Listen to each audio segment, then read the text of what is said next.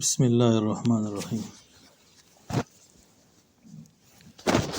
وحتى لانتهاء الغاية في الزمان نحو نمت البارحة حتى الصباح، وفي المكان نحو سرت البلد حتى السوق، وللمصاحبة نحو قرأت بردي حتى الدعاء أي مع الدعاء، وما بعدها قد يكون داخلا في حكم ما قبلها نحو أكلت السمكة حتى رأسها، وقد لا يكون داخلا فيه نحو المثال المذكور، وهي مختصة بالاسم الظاهر بخلاف إله فلا يقال حتاه ويقال إليه۔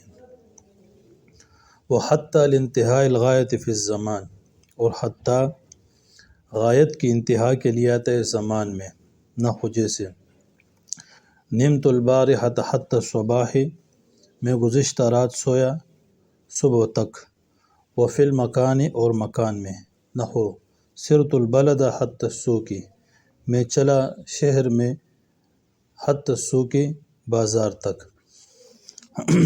وللمصاحبت، اور حتیٰ آتا ہے مصاحبت کے لیے، نحو جیسے قرأت وردی حتى الدعاء، میں نے پڑھا اپنا وظیفہ حتى الدعاء، دعا سمیت، ای مع الدعاء، یعنی دعا سمیت۔ وما بعدها، اور حتیٰ کا ما بعد، قد یکون داخلا فی حکم ما قبلہ، کبھی تو ما قبل کے حکم میں داخل ہوتا ہے، نحو اکلت السمکۃ حتی راسیا، میں نے کھایا مچھلی کو حتی راسیا، یہاں تک کہ اس کے سر کو بھی۔ وقد لا یکون داخلا فی، اور کبھی داخل نہیں ہوتا اس میں، نحو المثال المذکور، جس طرح کے مذکورہ مثال۔ وہی مختصۃ بالاسم الظاہر، اور حتیٰ مختص ہے اسم ظاہر کے ساتھ، بخلاف الہ، برخلاف الہ کے۔ فلا یقال حتیٰ و یقال الیہ، حتیٰ نہیں کہا جائے گا اور الیہ کہا جائے گا۔ وحتیٰ لانتہاء الغایت، حروف جارہ میں سے ایک حتیٰ ہے، اور حتیٰ انتہا کے لیے آتا ہے، جس طرح کہ الی انتہا کے لیے آتا ہے، پہلے گزر چکا۔ الی بھی انتہاء الغایت کے لیے آتا ہے، اور حتیٰ بھی انتہاء الغایت کے لیے آتا ہے۔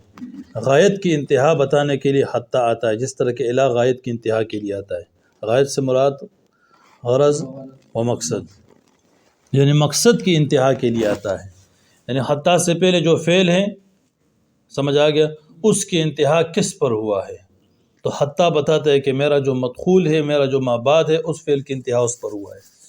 یہاں پر بھی وہی بات ہے کہ پھر انتہا کی دو قسمیں ہے، انتہائی زمانی اور انتہائی مکانی، اور حتیٰ دونوں قسم کی انتہا کو بتلانے کے لیے آتا ہے، سمجھ آ گیا۔ انتہائی زمانی کہ حتیٰ بتائے کہ میرا جو ماقبل فعل ہے اس کی انتہا کس وقت پر ہوا، انتہائی زمانی کہ ماقبل فعل کا انتہا کس وقت پر ہوا، جیسے دیکھو اس کی مثال، نمت البارحة حتى الصباح، میں گزشتہ رات سویا صبح تک، تب دیکھو الصباح، یہ حتیٰ کا ما بعد ہے۔ اب دیکھو ماقبل جو فعل ہے نمت، میں سویا، اس کی انتہا کس وقت پر ہے، حتیٰ نے بتایا میرے مدخول پر، وہ کیا ہے، صبح، وہ وقت ہے نا، تو یہ ہے انتہائی زمانی، کیا ہے۔ اور اس طرح انتہائی مکانی کے لیے بھی آتا ہے۔ انتہائی مکانی کا مطلب یہ ہے کہ ماقبل جو فعل ہے اس کی انتہا کس جگہ پر ہے، اس کی انتہا کس، تو حتیٰ بتاتا ہے کہ میرے مدخول پر ہے۔ جیسے دیکھو اس کی مثال انتہائی مکانی کی، سرت البلد حتى السوق، چلا میں شہر میں بازار تک، یہاں تک کہ بازار میں، تو اب دیکھو ماقبل جو فعل سرتو، چلا میں، تو اب اس کی انتہا کس جگہ پر ہے، حتى السوق، حتیٰ نے بتایا کہ میرے مدخول بازار پر ہے، تو یہاں پر کس کو بتا دیا، انتہائی مکانی کو۔ تو دو مثالیں دی، ایک انتہائی اور دوسرا انتہائی مکانی کی۔ وللمصاحبت، اور حتیٰ آتا ہے کس کے لیے، مصاحبت کے لیے۔ مصاحبت تو پہلے گزر چکا ہے، سمجھ آ گیا، یعنی ما قبل اور ما بعد دونوں ایک امر میں شریک ہے، اس بات کو بتلانے کے لیے، ما قبل اور ما بعد دونوں ایک امر میں اس بات کو بتلانے کے لیے۔ جیسے دیکھو اس وقت پھر حتیٰ مع کے معنی میں ہوگا، کس کے معنی میں، قرأت وردی حتى الدعاء، میں نے پڑھ لیا اپنا وظیفہ حتى الدعاء، یہاں تک کہ دعا سمیت، دعا، تو حتیٰ یہ ماں کے معنی میں، یعنی مع الدعاء۔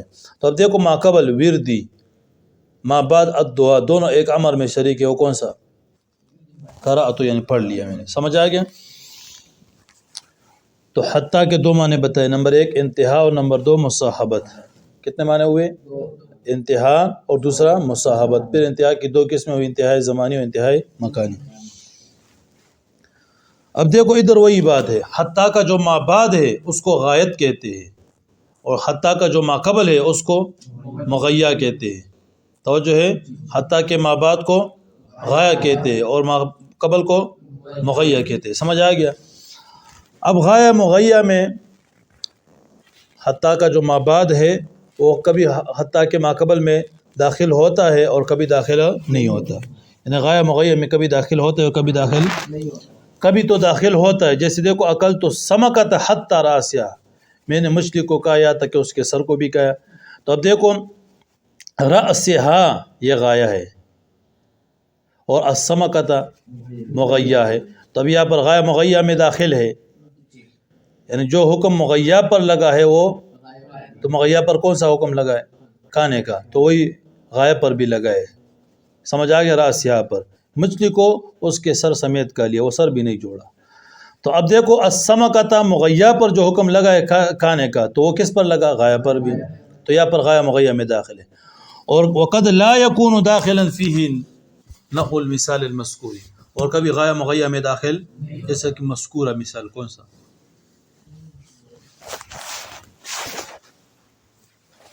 نمت البارحۃ حتی الصباح، اوپر گزر گیا، میں گزشتہ رات سویا صبح تک، سمجھ آ گیا؟ اب یہاں پر غایہ مغیّہ میں داخل، میں گزشتہ رات سویا صبح تک، یہ مطلب صبح نہیں سویا۔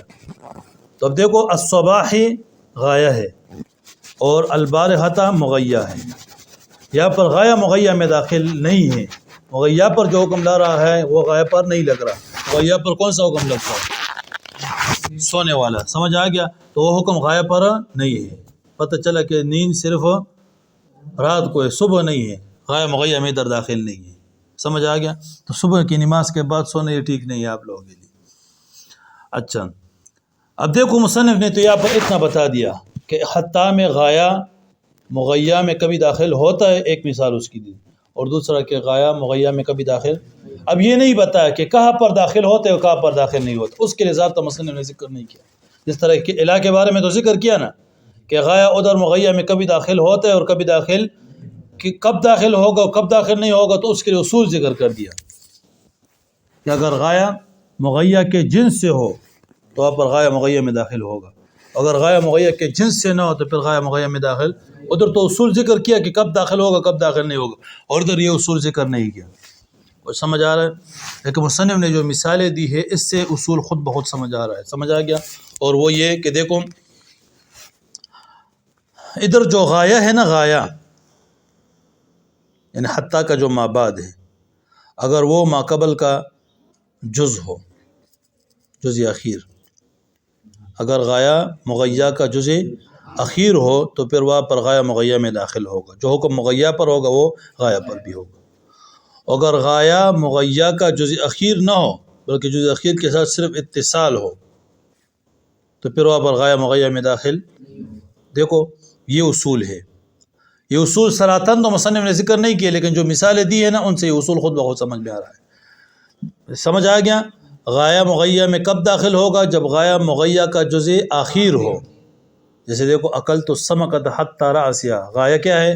راس، اور السمکۃ مغیّہ تو یہ اس کا جز اخیر ہے نا، تو لہذا یہاں پر غایہ مغیّہ میں داخل ہے، اور جہاں پر غایہ مغیّہ میں کا جز اخیر نہ ہو بلکہ جز اخیر کے ساتھ صرف اتصال ہو، سمجھ آ گیا؟ تو پھر وہاں پر غایہ مغیّہ میں داخل، نمت البارحۃ حتی الصباح، اب دیکھو الصباح البارحہ کا جز اخیر ہے، صبح رات کا آخری جز ہے نہیں بلکہ جز اخیر کے ساتھ اتصال ہے، تو لہذا یہاں پر غایہ مغیّہ میں داخل نہیں ہوگا۔ یہاں تک سمجھ آ گیا؟ اچھا پھر آگے کہتے وَهِيَ مُخْتَصَّةٌ بِالِاسْمِ الظَّاهِرِ بَخِلَافِ إِلَىٰ فَلَا يُقَالُ حَتَّىٰ وَيُقَالُ إِلَيْهِ۔ اب یہاں سے حتیٰ اور الہ میں فرق بیان کرتے ہیں، حتیٰ اور الہ میں دیکھو الہ بھی انتہا کے لیے آتا ہے، حتیٰ بھی انتہا کے لیے آتا ہے، الا بھی مصاحبت کے لیے آتا ہے، حتیٰ بھی، لیکن دونوں میں فرق ہے۔ وہ فرق یہ ہے کہ حتیٰ اسم ظاہر کے ساتھ خاص ہے۔ حتیٰ کیا مطلب؟ صرف اسم ظاہر پر داخل ہوگا، اسم ضمیر پر داخل، اور الا عام ہے، اسم ظاہر پر بھی داخل ہوتا ہے اور اسم ضمیر پر بھی داخل ہوتا ہے۔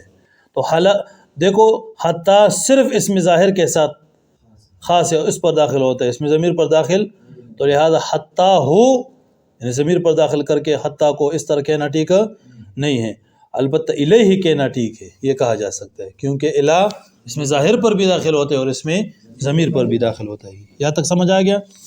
اچھا دیکھو، وحتیٰ لانتہاء الغایۃ، یہ کچھ باتیں آپ اپنے پاس لکھ دیں بطور فائدہ کی۔ یہاں پر جو حتیٰ ذکر ہے نا، یہ حتیٰ جارہ ہے، کیونکہ حروف جارہ کی بات چل رہی ہے نا، لیکن ویسے حتیٰ کی 3 قسمیں ہیں، وہ آپ اپنے پاس بطور فائدہ کے لکھیں۔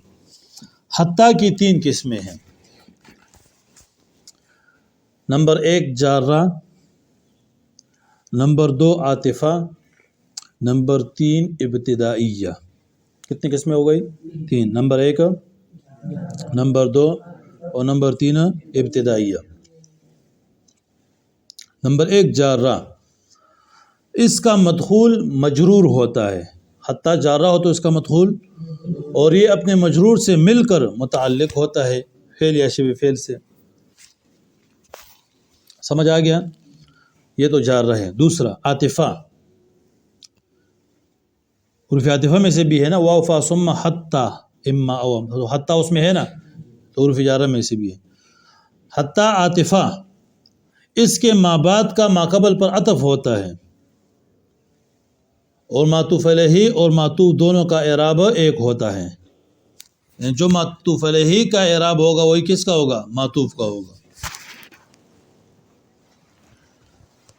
حتیٰ کہ عاطفہ ہونے کے لیے 3 شرطیں ہیں۔ حتیٰ عاطفہ تب ہوگا جب 3 شرطیں پائی جائے۔ وہ 3 شرطیں یہ ہے۔ نمبر 1، معطوف اسم ظاہر ہو، معطوف اسم ظاہر ہو۔ نمبر 2، معطوف علیہ کا بعض ہو، معطوف علیہ کا بعض ہو، یعنی اس کا ایک جز ہو۔ نمبر 3، ما قبل سے زیادتی ہو، ما قبل سے، جیسے دیکھو مات الناس حتی الانبیاء، مات الناس، لوگ مر گئے یہاں تک کہ انبیاء، تو الانبیاء دیکھو الناس، ایک الناس معطوف علیہ اور الانبیاء معطوف ہے، تو یہاں پر ما بعد جو ہے، ما بعد یہ ما قبل سے اس میں زیادتی پایا جاتا ہے نا۔ دیکھو لوگوں پر انبیاء کو فضیلت حاصل ہے، سمجھ آ گیا؟ تو یہاں پر ما بعد ما قبل سے زیادتی موجود ہے، اور یا ما قبل سے نقص اور کمی ہو، ما قبل سے نقص اور، اس کی مثال جیسے زارک الناس حتی الحجامون، زارک الناس، لوگوں نے تیری زیارت کی یہاں تک کہ حجاموں نے بھی، تو دیکھو الحجامون الناس، ما قبل الناس ہے اور ما بعد کیا ہے؟ حجامون، تو یہاں پر دیکھو ما قبل سے نقص اور کمی پائی جاتی ہے۔ سمجھ آ گیا؟ تو کتنے شرطیں ہو گئی؟ 3۔ نمبر 1، معطوف اسم ظاہر ہو، یعنی مطلب اسم ضمیر نہ ہو۔ نمبر 2، معطوف علیہ کا بعض ہو، یعنی اس کا جز ہو۔ اور نمبر 3، کہ ما قبل سے زیادتی ہو یا ما قبل سے کمی ہو، ما قبل سے زیادتی ہو یا ما قبل سے، تو وہاں پر عاطفہ ہوگا۔ نمبر 3 ابتدائیہ،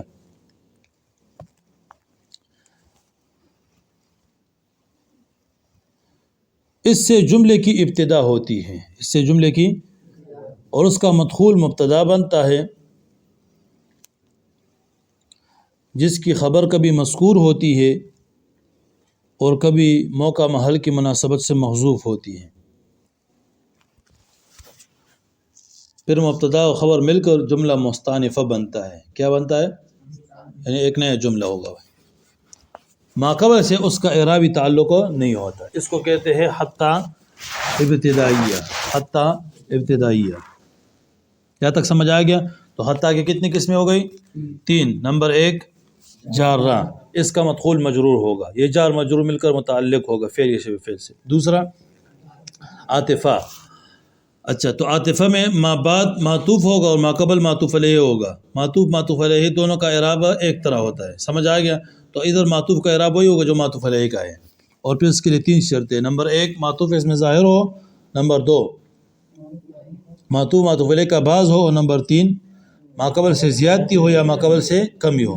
اور نمبر 3 ابتدائیہ، اس سے جملے کی ابتدا ہوتی ہے، اس سے جملے کی، اور اس کا جو مدخول ہوتا ہے وہ مبتدا ہوتے ہیں. خبر کبھی مذکور ہوتا ہے اور کبھی محذوف. اور ما قبل سے اس کا کوئی اعرابی تعلق نہیں ہوتا، یعنی یہ الگ ایک مستقل جملہ ہوتا ہے، جملہ مستانفہ بنتا ہے. یہ سمجھ آ گیا؟ اچھا چلو اس کا تھوڑا سا تکرار کرے پھر ترکیب وغیرہ کرتے ہیں.